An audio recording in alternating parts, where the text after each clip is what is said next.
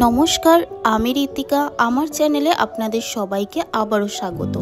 আমি আজকে আপনাদের সাথে তেল পটলের রেসিপি শেয়ার করব। তো তেল পটলটা বানানোর জন্য দেখুন আমি এখানে একটা কড়া নিয়ে নিয়েছি। এর মধ্যে পরিমাণ মতো সর্ষের তেল দিয়ে দিচ্ছি। এবার তেলটা একটু গরম হয়ে আসলে ওর মধ্যে আমি 1 চামচ মতন হলুদ আর হাফ চামচ মতন নুন দিয়ে নেব। এই হলুদ আর নুনটা আমি পটলগুলো ভাজার জন্য দিলাম। আপনারা চাইলে পটল দিয়ে তারপরেও হলুদ আর নুনটা দিতে পারেন। এরপরে দেখুন আমি পটলগুলো দিয়ে দিলাম ওই তেলের মধ্যে। আর পটলগুলোকে কিন্তু আমি মাঝখান দিয়ে একটু একটু করে কেটে রেখেছিলাম।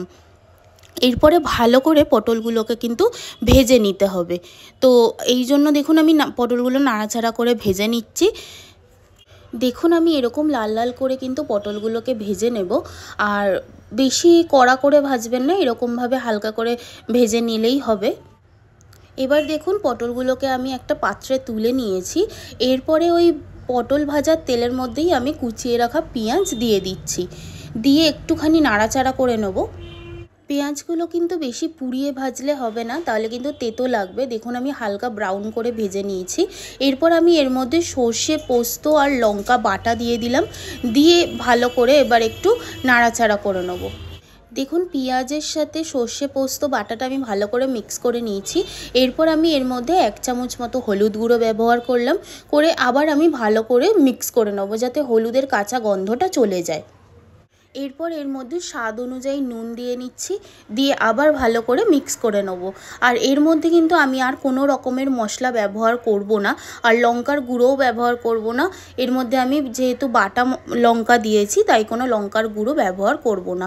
তো মিক্স করে নেওয়া হয়ে গেছে। এরপর এর মধ্যে দেখুন ওই পোস্ত আর সর্ষে বাটা যে পাত্রটা ছিল সেইটার মধ্যে জল নিয়ে জলটা দিয়ে দিচ্ছি।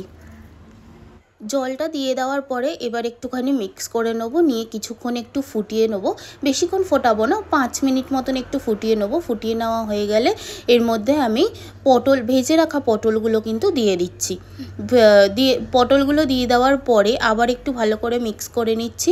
মিক্স করে নিয়ে যতক্ষণ না এই জলটা টেনে আসবে ততক্ষণ কিন্তু একটু ভালো করে ফুটিয়ে নিতে হবে। তারপরে জলটা টেনে আসলেই কিন্তু আমি নামিয়ে নেবো তেল পটলটা। আর একদম আমার কিন্তু তেল পটলের রেসিপিটা রেডি হয়ে যাবে। দেখুন তেল পটলটা কিন্তু একদম মাখা মাখা হয়ে গেছে। এরমভাবেই কিন্তু তেল পটলটা বানাতে হবে, তাই এর মধ্যে কোনো গ্রেভি রাখবেন না। এরপর দেখুন আমি এই তেল পটলটা নামিয়ে নেবো, একটা পাত্রে সার্ভ করে নেব। আর আপনাদের যদি এই রেসিপিটা ভালো লেগে থাকে তাহলে প্লিজ আমার চ্যানেলটা সাবস্ক্রাইব করে দেবেন, একটা লাইক করে দেবেন, আর কমেন্ট করে জানাবেন রেসিপিটা কেমন লেগেছে। সবাই সুস্থ থাকবেন, ভালো থাকবেন। Thank you.